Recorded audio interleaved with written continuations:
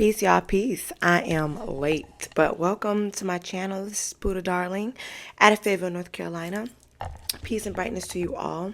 I'm trying to get this view correct because this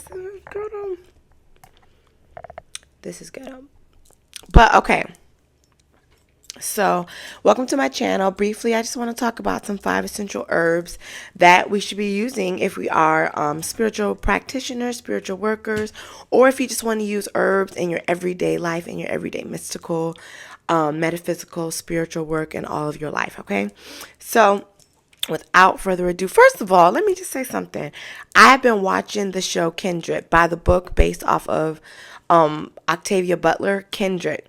Now, normally I'm not a really good fan of slave stuff, but this is really highlighting the importance of our ancestors and what we should be doing in order, like how we help them, how we the traumas, or how connected we are to them. So I'm looking up because my screen's right here. But Kendra is a very good movie. Show, which makes me want to go read the book because I didn't read it.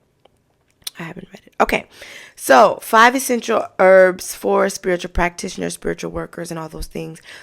I will first start off by saying that there are all sorts of herbs. There are so many herbs that can be used for practice. So these aren't the end all be all. These aren't, if you don't have these, you aren't doing it right.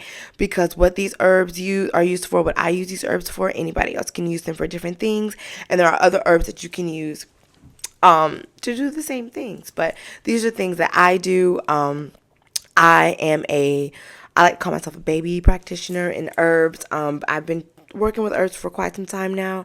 But yeah, this is what I want to share. So, yeah, so let's just get started. I'm going to start off with one of the herb that everybody knows, rose. I have a rose. So I have like a whole lot of rose here at the house. So some of these roses are roses that I've actually dried and put in here. Some of them I crumble up, but others I don't, because I use them to put them on my altar, on my ancestral altar, to attract love. Or you can use them for protection. You know, rose, what you can use in love, you can use in protection, or, you know, the opposite of love, which is hate. But yeah, so for me with roses, you can put the roses in your water. You can make rose water with them. You can put them on your altar as an offering. These can just enhance all of your power or anything that you work with. Rub rose herbs petals down your body to attract love, to the love that you want. And anything you do with your herbs, you should want to power them, cleanse them, bless them, whether it's putting them on the altar, running sage to them, reading a scripture if you're of the hoodoo way, or, you know, just saying an incantation or a quote saying that these herbs will be used for me, used for my good. So let them bring out their essence and things of that nature. So rose. And you can put these in little pouches. I don't have a pouch near me right now, but the little satchels that you can use, something like this, but smaller. So something like this, you can put in your pocket, in your bra, your drawers, your socks, your shoes, anything of that nature. So rose is really good for love drawing and protecting your love. And so speaking of protection, rosemary or rosemary. Rosemary is also a good herb for protection. I will also say these things too. Metaphysically, these herbs are good, but also topically and for your health, they are good as well. Rose is really good for your skin. I use rose product on my skin that I make, so it's also good for your skin. Rosemary is good for healing, for healing wounds and things of that nature. It's also good for stomach issues. I have a little drink a little rosemary water. But yeah, so rose, it has a very healing smell, almost smells medicinal, like. It's just really good. You can burn these to smudge your homes. Smudging is not just for sage, especially if you're of the African American descent. We don't necessarily use sage. We use things like cedar, sweetgrass, and you can use rosemary as a smudge as well. I like to sprinkle rosemary in the corners of my home or in the corners of a room to ensure protection. Again, you can say incantation, spell, scripture, anything of that nature. Another one is burdock root. And burdock root also looks like the other herb that I use, which is devil's claw. Like, so here's burdock root and here's devil's claw. You see how they favor? I can't really tell the. Yes, I can. No, I can't. The smell. I just keep them separate. But burdock root and devil's claw are really good uses for protection.